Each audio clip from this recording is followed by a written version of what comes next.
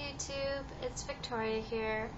I decided to record a video today, and it's a subject that a lot of women aren't aware of, or if they are, they may ignore the possibility.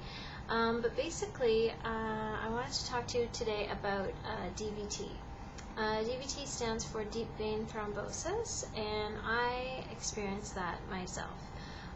Basically what happened was in December of 2013 I discovered I had a lump in my calf, and it was very sore and it was very hard, and it felt very abnormal. So of course I went straight to the hospital. I had a scan done on my leg called a Doppler, which is basically an ultrasound of your vein. And they found out that in fact I did have a blood clot in my leg.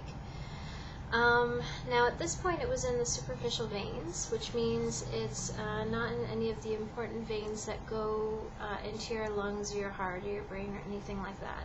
So they weren't too worried about it. They sent me home. They told me to take Advil, Tylenol, anything basically to relieve the pain that I was experiencing. And that was pretty much it.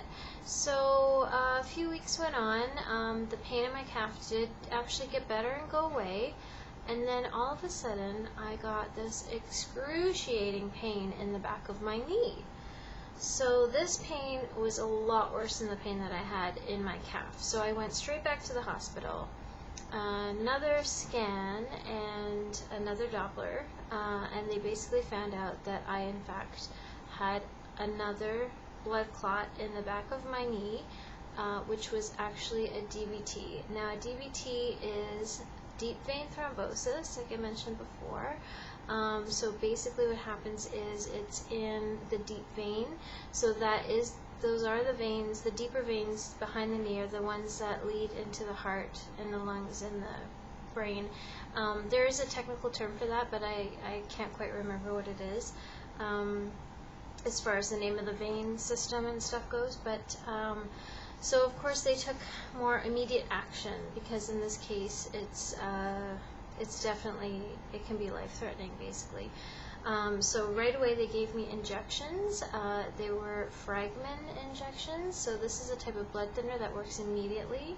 They did that while I was taking Coumadin, or actually it was warfarin. So I was taking warfarin pills, and that was also a blood thinner, but the fragment injections work immediately to sort of do the job until the pills kick in, basically, because they want to make sure that my blood is being thinned straight away. Otherwise, who knows what could happen.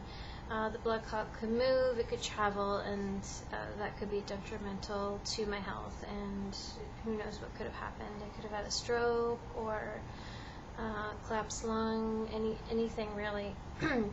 So basically 10 days of injections in my abdomen. That was not fun, coupled with the fact that I was at work the Monday to Friday, so I was hobbling to a clinic close by.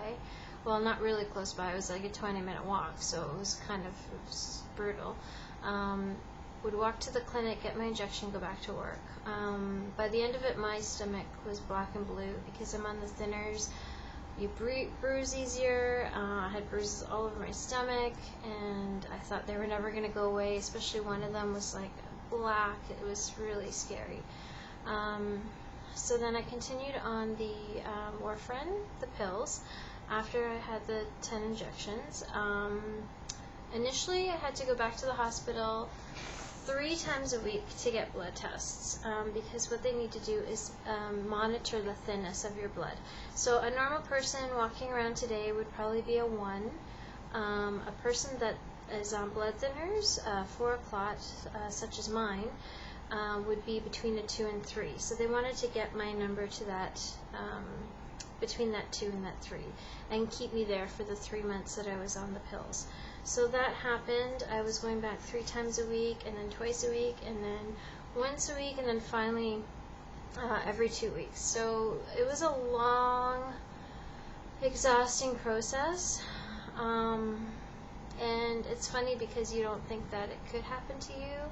I know my doctor had mentioned blood clots to me before, as a possible risk factor, but again, you think it's not going to happen to you, and in my case it did. So basically, ladies, I'm just putting this video out there to tell you that if you are still on the birth control pill, especially if you're over the age of 35, there are risks involved, and when your doctor tells you that blood clots are a possibility, they definitely are, because in my case, they say that that is what caused, this was provoked by the birth control pill.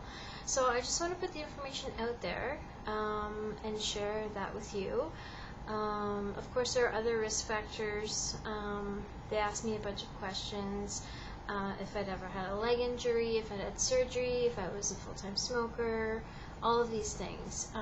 So obviously the one that it was the birth control pill. So just keep that in mind.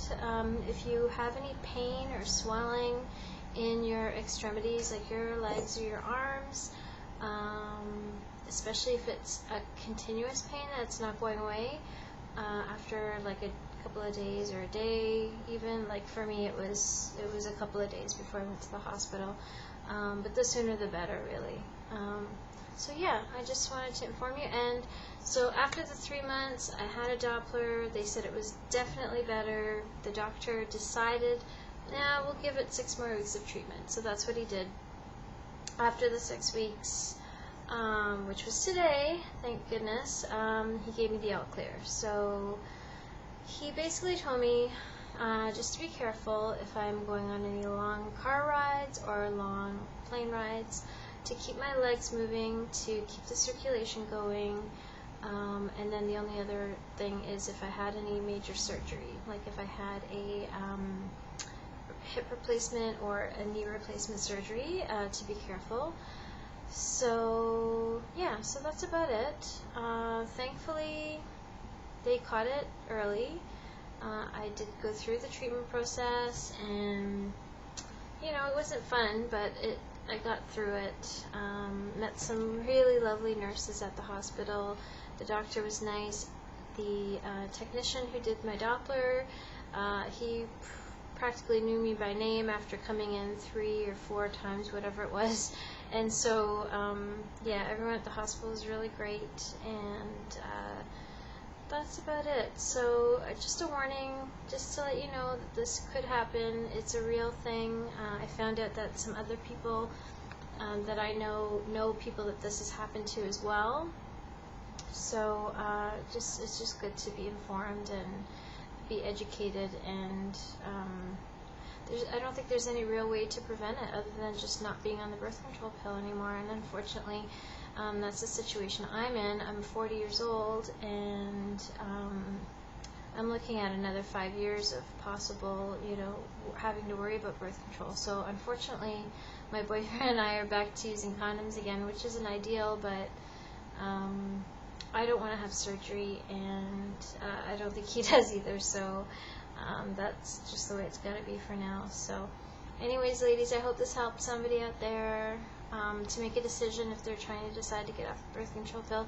Me personally, I'd recommend it. If I could reverse time, I would have done it at least a few years ago, which is funny because I was actually considering doing that a few years ago, and I didn't because I thought, well, it's not going to happen to me. Birth control is so convenient and all that sort of thing. So anyway, I've learned my lesson. I'm not on it anymore. I hope this helps somebody out there, and thank you for listening to me ramble, and have a great day. Bye.